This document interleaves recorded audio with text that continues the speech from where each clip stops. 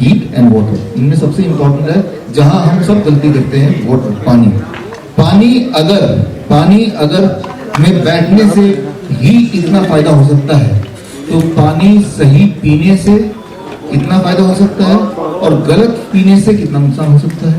तो इसके जो एक्सपर्ट हैं डॉक्टर नमिता, तो आगे मैं उनको दूंगा। तो ये वाटर कैसे आज के बाद आपको इस्तेमाल करना है, ये आपको बहुत ही ध्यान सुनना है, और मैं उम्मीद करता हूँ ना केवल आप सुनेंगे, इसको अपनाएंगे अपने आप के लिए, जब आपको फायदा दिखेगा तो आप अपने आसपास को जरूर बताएंगे। इस उम्मीद के साथ doctor Namita, please come on the stage and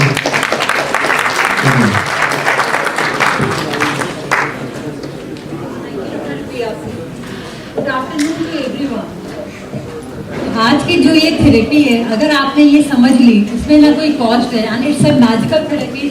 सभी बीमारियों का सिर्फ एक ही इलाज है। तो मैं बोलती हूँ कि कोरोना आता है, वैक्सीन आती है, सेकेंड डोज कोरोना म्यूटेट होता है, सेकेंड डोज ऑफ वैक्सीन आती है, डेल्टा वेरिएंट नॉक करता है तो बूस्टर डोज आती है। ये चल क्या रहा है हम लोगों की जिंदगी में? कभी आपने सोचा है कि जिंदगी भर क्या बंकर में छिप कर बैठे रहेंगे? मिडिल एजेस में भी अगर कोई बीमारी होती थी तो सब लोग भूत प्रेत या डेमन्स को ब्लेम करते थे, और आजकल किसी को हल्का सा भी फीवर आता है तो फट से वो लैब की तरफ भागता है कि ब्लड टेस्ट करा के देखते हैं कौन सा फंगल इन्फेक्शन है, बैक्टीरियल इन्फेक्शन है, या फिर कोई हवा में नया वायरस आया है। अरे ये तो खुद से खुद की लड़ाई है, ये सारा इम्यूनिटी का लोचा है, इसमें बाहर वाले का कोई भी रोल नहीं है। क्या आप अपने शरीर की ताकत को जानते हैं? इस दुनिया में 7 बिलियन लोग हैं और आपके इस छोटे से शरीर में 80 बिलियन सेल्स हैं जो एक स्किन से कवर्ड हैं। अगर ये सारे सेल्स हार्मनी में काम करें तो कोई भी आपको सुपरमैन या सुपरवुमन से बनने से नहीं रोक सकता। मगर आज तो आप एक मच्छर से भी डरते हैं। क्यों? क्योंकि हमारा सारा फोकस आउटर ब्यूटी पर है, ब्रांडेड क्लोथ्स, रिच कार्स, और अंदर से हमारा शरीर बीमार होता जा रहा है। तो अगर मैं अभी ये बोलूं कि ये कॉन्फ्रेंस आदिवासी स्टाइल में रखो बिना कपड़ों के, तो सारा सबका कॉन्फिडेंस फुस हो जाएगा।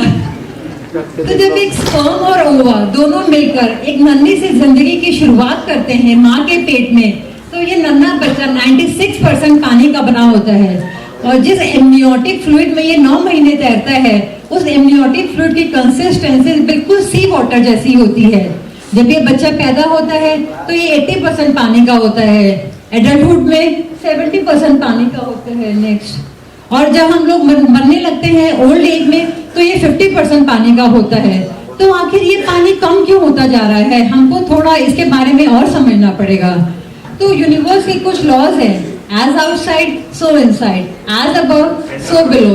तो अंदर के पानी को समझने के लिए हम इसके बाहर के पानी को देखते हैं। अगर आप बाहर देखते हैं तो पानी ओशन, रिवर, लेक्स की तरह होता है। इसी तरह से हमारे शरीर के अंदर भी जो सेल्स के अंदर का पानी है उसकी कंसिस्टेंसी बिल्कुल रिवर के पानी जैसी है, और जो हमारे सेल्स के बीच का पानी है या जो हमारा सेरिब्रोस्पाइनल फ्लूइड है जिसमें हमारा नर्वस सिस्टम काम करता है, उसकी कंसिस्टेंसी बिल्कुल ओशन के पानी की जैसी होती है। और हमारी बॉडी में कुछ रुका हुआ पानी है, उसको हम पॉन्ड का पानी कह सकते हैं। उसी में धीरे धीरे काई जमने लगती है और बदबू आने लगती है, और यही है सारा डिजीज का राज, उसी को हम लोग डिजीज बोलते हैं। तो हम देखते हैं कि किस तरह से हम अपने पानी को ठीक कर सकते हैं, तो हम अपने डिजीज को भी ठीक कर सकते हैं। नेक्स्ट, तो हमारे शरीर में जो मसल्स होती हैं वो 75% पानी की बनी है, ब्रेन हमारा 85% पानी का बना है, ब्लड 82%, हमारे लंग्स जो है वो 90% पानी के बने हैं, इवन हमारी जो बोन्स हैं वो भी 28% पानी की बनी है। तो अगर हम हमारी बॉडी के फिजियोलॉजिकल प्रोसेसेस को करने के लिए, जैसे कि हमारा बॉडी में यूरिन बनता है, पसीना आता है, खाना डाइजेस्ट होता है, एक्सपीरेशन में भी, रेस्पिरेशन में हम लोगों का 1 से 1.5 लीटर पानी डेली निकल जाता है। तो अगर कोई पूछता है कि हमें दिन में कितना पानी पीना चाहिए, तो अगर हमारे फिजियोलॉजिकल प्रोसेस में 2 से 2.5 लीटर पानी डेली बेसिस पर निकलता है, तो मिनिमम टू मिनिमम हमें 2 से 2.5 लीटर तो पानी पीना ही पड़ेगा। और उसके ऊपर भी अगर हम कोई फिजिकल एक्सरसाइज करते हैं, जैसे डांस करते हैं या हम लोग धूप में काम करते हैं, तो हमारे को अपनी बॉडी को हाइड्रेट करना ही पड़ेगा। बट अगर हमारा बॉडी में वाटर की क्राइसिस होती है तो हमारी बॉडी में इसको हम बोलते हैं डिहाइड्रेशन। डिहाइड्रेशन का मतलब क्या है कि हम लोग अंगूर से किशमिश बनने लगते हैं, हम लोग जवानी से बुढ़ापे की तरफ मूव करने लगते हैं।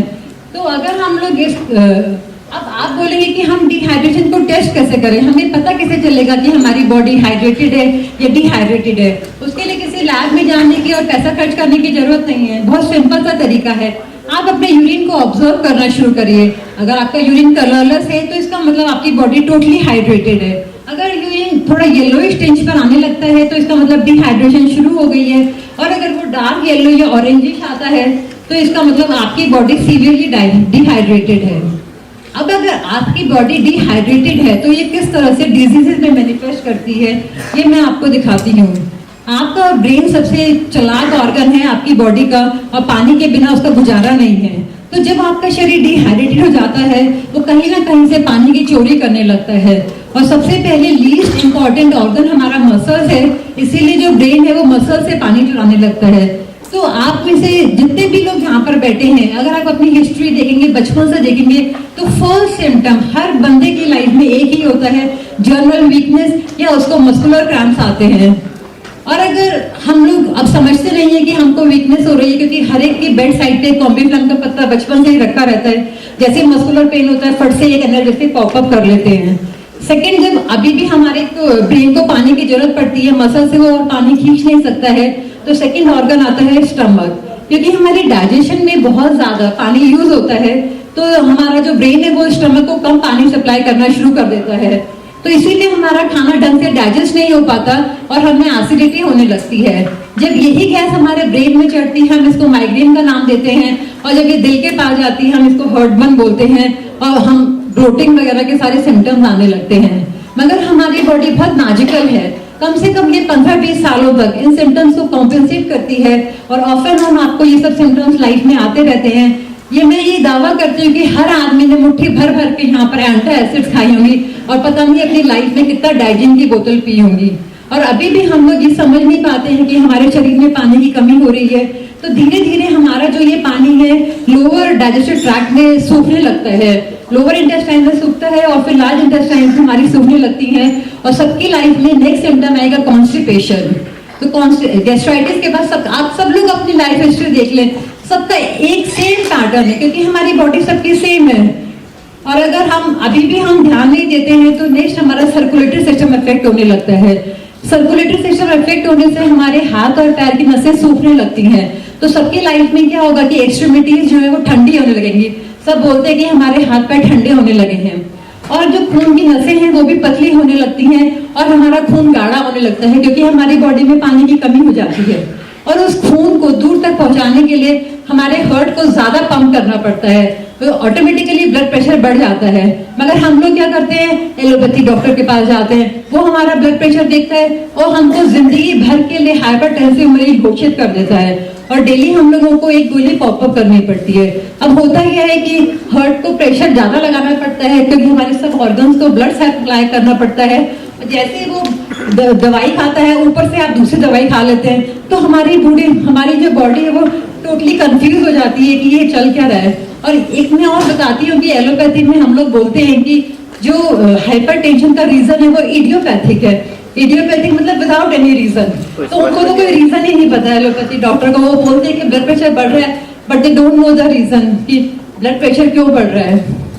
अभी भी हम लोग समझ नहीं पाते हैं। तो सर्कुलेटरी सिस्टम के बाद हमारा नेक्स्ट होता है रेस्पिरेटरी ऑर्गन, हमारा इफेक्ट होना शुरू होता है, क्योंकि रेस्पिरेशन में हमारी एक्सेल हेयर में बहुत ज्यादा वाटर का लॉस होता है। मेरे को पानी चाहिए वाटर ब्रेक फॉर 2 सेकंड्स।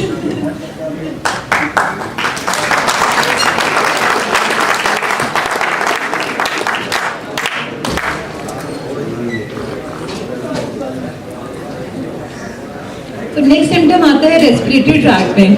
अब क्या होता है कि एल्वियोलाई से हमारा एयर एक्सचेंज होता है, तो ब्रेन बोलता है भाई कम एक्सचेंज करो, इतना सरफेस एरिया इसका कम करो, तो हमारे लंग्स में म्यूकस सेक्रेट होने लगता है, तो हमको ब्रेथलेसनेस हो जाती है। मैं ये गारंटी से बोलती हूँ, अगर किसी को भी अस्थमा का अटैक पड़े और वो अपनी जीभ पर 1/4 चम्मच नमक रखे और 2-3 ग्लास पानी पी जाए तो उसको कोई इनहेलर की जरूरत ही नहीं पड़ेगी।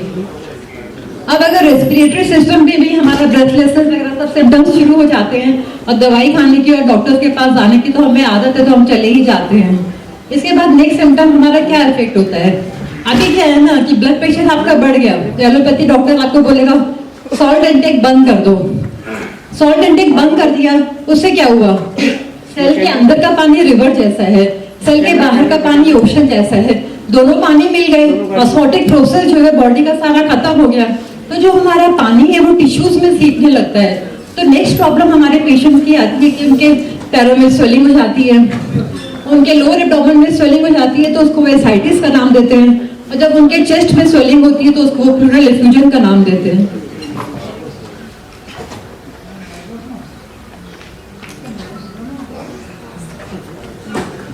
अब क्या होता है कि हमारी बॉडी का पीएच गिरने लगता है, धीरे धीरे पीएच हमारी बॉडी का एसिडिक होने लगता है। तो जब बॉडी का पीएच एसिडिक होता है तो बेसिकली सेल्यूलर लेवल पे सोडियम अंदर होता है, पोटेशियम बाहर होता है और इनका एक्सचेंज होता है। अब आदमी को सॉल्ट खाने के लिए तो मना ही कर दिया गया है, तो उसका पोटेशियम लेवल बहुत ज्यादा राइज करने लगता है क्योंकि वो सोडियम को ढूंढता है एक्सचेंज के लिए। और जो हमारे डायलिसिस के पेशेंट हैं उनका जैसे ही पोटेशियम लेवल बढ़ता है वो लोग पोटेशियम वाइडर लेने लगते हैं और डायलिसिस की तरफ एक कदम और बढ़ा देते हैं। और मैं ये भी बोलना चाहती हूँ कि जब एसिडिक मीडियम हो जाता है तो माइक्रोब्स के लिए वो ब्रीडिंग ग्राउंड होता है, तो इस समय हमारी बॉडी में सेकेंडरी इन्फेक्शंस आने के बहुत ज्यादा चांसेस होते हैं। लास्ट ऑर्गन हमारा होता है ब्रेन। अब जब ब्रेन भी अपने हथियार डाल देता है, देखिए बॉडी में तो बहुत ही कम पानी हो गया है, तो उसमें क्या होता है कि अब सबसे बड़ा मॉन्स्टर आता है एंजाइटी और डिप्रेशन का, और हमारी नर्वस डिजीजेस आती हैं जैसे अल्जाइमर, पार्किंसनिज्म। अरे हम डॉक्टर हो के ये नाम नहीं बोल पाते, आम आदमी तो क्या बोलेगा, लेकिन इतनी बड़ी बड़ी डिजीजेस का नाम देते हैं और आदमी को डरा के रख देते हैं। एक बहुत बड़ा मिथ है, सब लोग सोचते हैं कि हम लोग जो नारियल पानी पीते हैं, चाय पीते हैं, कॉफी पीते हैं, वो हमारी वाटर की रिक्वायरमेंट्स को फुलफिल कर देता है, क्योंकि प्लेन वाटर कोई पीना नहीं चाहता क्योंकि वो एक तो टेस्टी नहीं लगता है लोगों को, कुछ ना कुछ उसमें डालते रहते हैं। बट जितना भी हम लोग इस तरह के लिक्विड्स पीते हैं उनको खुद डाइजेशन के लिए वाटर की जरूरत पड़ती है, तो no fluid can replace water, this is the rule. ये आपको समझना पड़ेगा, चाहे वो नारियल पानी हो, चाहे वो चाय हो या कॉफी हो।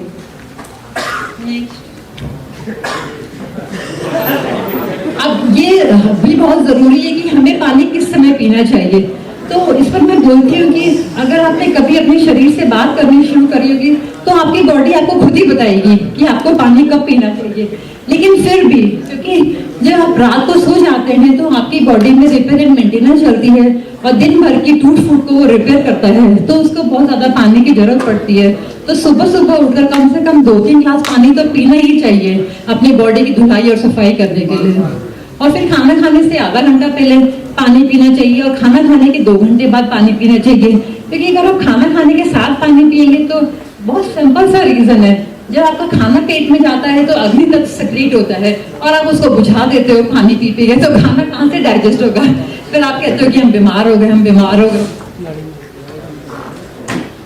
तो पानी कौन सा पीना चाहिए, ये भी बहुत सवाल है कि बहुत सारे पानी होते हैं। देखिए पानी आज तक हमने सुना है कि सॉलिड, लिक्विड और गैसेस होते हैं, बट एक और स्टेज है पानी की जो सॉलिड और लिक्विड के बीच में आती है, जिसकी कंसिस्टेंसी जेल लाइक होती है और उसको स्ट्रक्चर्ड वाटर बोला जाता है। स्ट्रक्चर्ड वाटर का मतलब है कि ऑर्गेनाइज्ड वाटर विदाउट माइक्रोब्स। अब ये स्ट्रक्चर्ड वाटर बनाने के लिए हम लोगों को रॉ मटेरियल कौन सा लेना चाहिए? या तो आरओ का पानी है, या एक्वागार्ड का पानी है, बोरवेल का पानी है, नल का पानी है। मगर एक पानी का टीडीएस होता है, total dissolve solids. Total dissolve solid हमेशा 100 से 300 के रेंज में होने चाहिए। अगर आप आरओ का पानी का कभी टीडीएस चेक करेंगे, कभी वो 10 भी नहीं होता, वो तो उसमें से सब कुछ ही निकाल लेते हैं। और अगर आप बोरवेल के पानी का टीडीएस चेक करेंगे तो वो 800 तक चला जाता है। तो अगर आप रेगुलर बेसिस पे आरओ का या फिर बोरवेल का पानी पीते रहेंगे तो आपका ऑस्मोटिक सिस्टम ठप हो जाएगा और धीरे धीरे आपकी बॉडी कोलैप्स कर जाएगी। अब बात यह है कि नल का पानी, नल के पानी में क्या प्रॉब्लम है कि एक तो वो क्लोरीनेटेड वाटर होता है, उसमें क्लोरीन की स्मेल होती है, और दूसरा वो इतना टेढ़ा मेढ़ा सड़े हुए ना पाइप लाइन से आता है तो उसका मॉलिक्यूलर स्ट्रक्चर बिल्कुल खराब हो जाता है। तो सबसे अच्छा ये है कि आप नल का पानी लें मगर उसको स्टैंडिंग वाटर बनाएं। कम से कम 24 घंटे नल के पानी को मटके में रखना चाहिए। अब स्टैंडिंग वाटर तो बन गया, अब उसको स्ट्रक्चर्ड वाटर कैसे बनाएं? तो स्ट्रक्चर्ड वाटर बनाने के लिए कॉपर प्लेट्स आती हैं, कॉपर या सिल्वर से आप लोग अपने पानी को स्ट्रक्चर वाटर बना सकते हैं, क्योंकि कॉपर के आउटर शेल में फ्री इलेक्ट्रॉन्स होते हैं और कॉपर प्लेट जो होती है वो माइक्रोब्स को किल कर देती है, तो आपका स्टैंडिंग वाटर विदाउट माइक्रोब्स बन जाता है and that is the structured water. तो एक और मैं बताना चाहती हूँ, जो स्प्रिंग वाटर होता है वो स्ट्रक्चर्ड वाटर से भी अच्छा है, क्योंकि स्प्रिंग वाटर में स्ट्रक्चर्ड वाटर प्लस वाइटैलिटी है, मूवमेंट है। पानी में जब मूवमेंट होती है तभी उसमें एनर्जी आती है, और अगर पानी में मूवमेंट नहीं होती है तो पानी तो अच्छा है structure water, but without movement it will not give you the energy. तो उसके लिए एशियन ट्रेडिशनल मेथड है, एक 3 पॉट मेथड। उस मेथड में क्या करते हैं कि एक के ऊपर एक घड़ा रख देते हैं, और जिस तरह से झरना पत्थरों से सैंड से गिरता हुआ आता है, हम इन घड़ों में इसी तरह से पेबल सैंड चारकोल डाल सकते हैं, और ऊपर के 2 घड़े में हम लोग छेद कर देते हैं, और रात भर ये पानी टपक टपक के नीचे वाले घड़े में इकट्ठा हो जाता है, तो बन जाता है हमारा ये स्प्रिंग वाटर। नेक्स्ट, तो ये पहला वाला जो फोटो है उसमें दिखाया है कि किस तरह से आप, ये मैं सैंपल के लिए लेके भी आई हूँ, ये मार्केट में अमेज़न पे मिलता है। ये तो कॉपर की प्लेट है, तो आप अपने ये घड़े के पानी में रख सकते हैं, और जो आप बॉटल्स में पानी पीते हैं तो उसमें आप अपना स्टील की बोतल में इस तरह की कॉपर की रॉड हमेशा डाल के रखिए, तो चाहे कहीं का भी पानी हो तो आपका पानी ठीक हो जाएगा।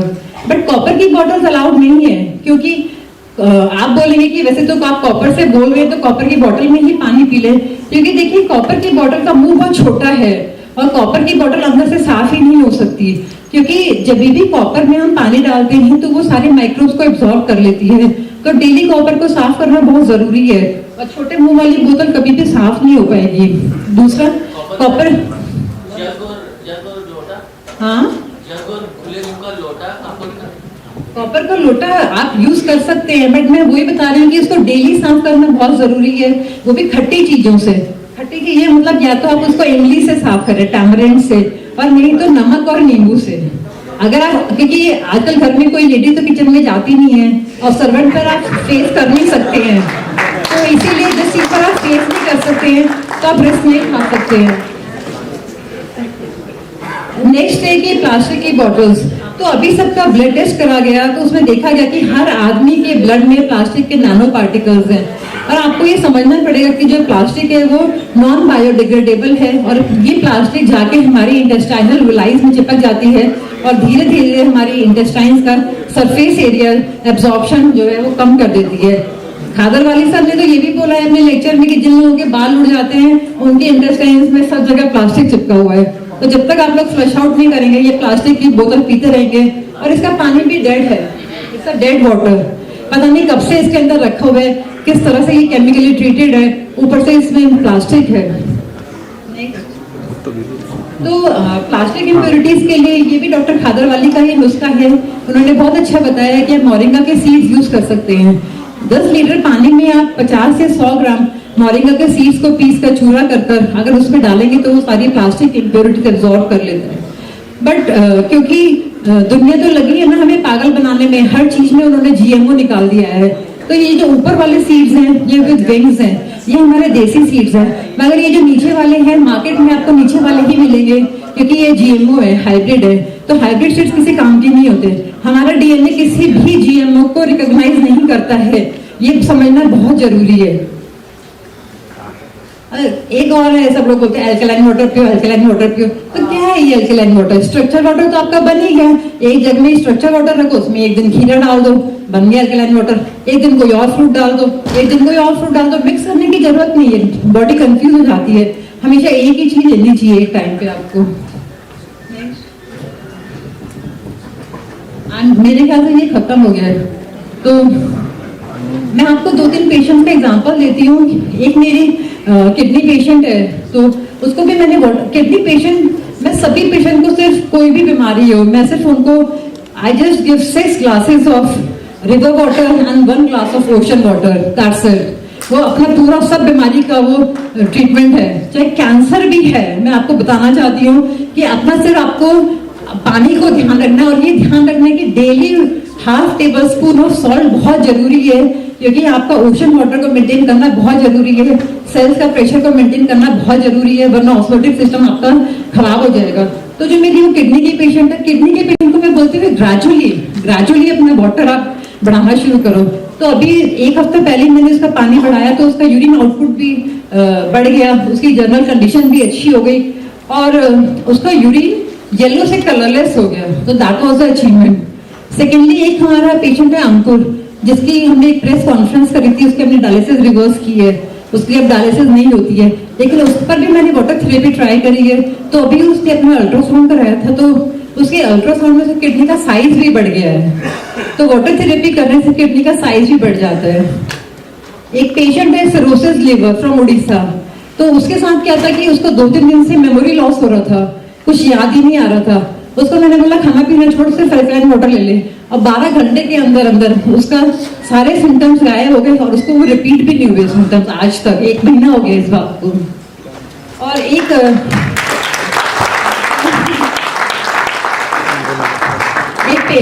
ये ऑटो इम्यून डिजीज में भी ये थेरेपी बहुत वंडरफुल काम करती है। एक मेरी पेशेंट है, तो उसको ऑटो इम्यून डिजीज थी, तो मेरे कहने से उसने 15 दिन के लिए वो अल्कलाइन डाइट पे चली गई, अल्कलाइन वाटर पर। तो 15 दिन उसका हस्बैंड बड़ा पैनिक कर रहा था, तो 15 दिन बाद उन लोगों ने टेस्ट कराया तो उनका ऑटो इम्यून डिजीज नेगेटिव आया। लेकिन मेरे को बिना बताए उन्होंने कंट्रास्ट सीटी करा लिया। कंट्रास्ट सीटी में भी ऑटो इम्यून डिजीज नेगेटिव आया, मगर कंट्रास्ट सीटी से क्या हुआ कि उसको सेकेंडरी इन्फेक्शन लग गए और फिर उसको हाई ग्रेड फीवर आया, उसने डायग्नोज कराया, उसको टाइफाइड निकला और फिर वो आईसीयू में एडमिट हो गई और उसने बोला मैडम तो पता नहीं क्या, बस पानी पानी पिलाती रहती है, मार डाला हमें। तो इस तरह से जब तक कॉन्फिडेंस नहीं आता हम लोगों के साइंसेस में तो ट्रीटमेंट नहीं होता। इस पर मैं आपको बताना चाहूंगी कि अपनी बॉडी में कभी भी कोई भी कंट्रास्ट डलवाने की जरूरत नहीं है, कोई भी आइसोटोप डलवाने की जरूरत नहीं है, किसी भी सीटी स्कैन मशीन में बैठने की जरूरत नहीं है, किसी भी एमआरआई में बैठने की जरूरत नहीं है। रीजन क्या है ये नेक्स्ट लेक्चर में, क्योंकि ये आज का टॉपिक नहीं है। लेकिन जो हम लोगों की कोरोना में डेथ हुई है तो बहुत मेजर रीजन है कि सीटी स्कोर देखने के लिए बार बार हम लोगों ने उनको सीटी मशीन में बिठाया, कोई भी जरूरत नहीं थी सीटी मशीन में बिठाने की। तो मैं थोड़ा सा ये सैंपल लेके आई हूँ, मैं आपको अल्कलाइन वाटर दिखाती हूँ किस तरह से बनाते हैं। तो ये 3 पॉट मेथड है, इसको आप ऐसे एक के ऊपर एक रखेंगे। 3 पॉट ही लेते हैं, एक एक्स्ट्रा ले लिया मैंने, सोचा रास्ते में टूट ना जाए। तो इसमें ये छेद कर लेंगे आप ऊपर वाले में और नीचे वाले में। और ये देखिए इस तरह के अलग अलग स्टोन्स और अलग अलग तरह के पेबल्स हैं, तो इनकी लेयर्स बिछानी है आपको, पहले पेबल्स की, उसके ऊपर सैंड की, इधर चारकोल की, इस तरह से अलग अलग लेयर्स बनाइए। और अगर प्रेफरेबली इसको अगर आप धूप में रखेंगे तो और भी बेटर है, क्योंकि धूप से भी स्ट्रक्चर्ड वाटर बनता है और जो आपका ये नीचे का पानी तैयार होगा ये स्प्रिंग वाटर तैयार हो जाएगा, and this is the best water. और ये मोरिंगा सीड्स हैं, ये जिसको देखते हैं वो देख सकता है, ये देसी मोरिंगा सीड्स हैं विद विंग्स वाले। तो आपको ये वाले सीड्स यूज करने हैं। तो अगर आप सब कुछ ये सब करना शुरू करेंगे तो आपको समझ में आएगा कि we are not sick but just we are thirsty. We don't need much of doctors, we just need to correct our water, we need more of structured water. Thank you.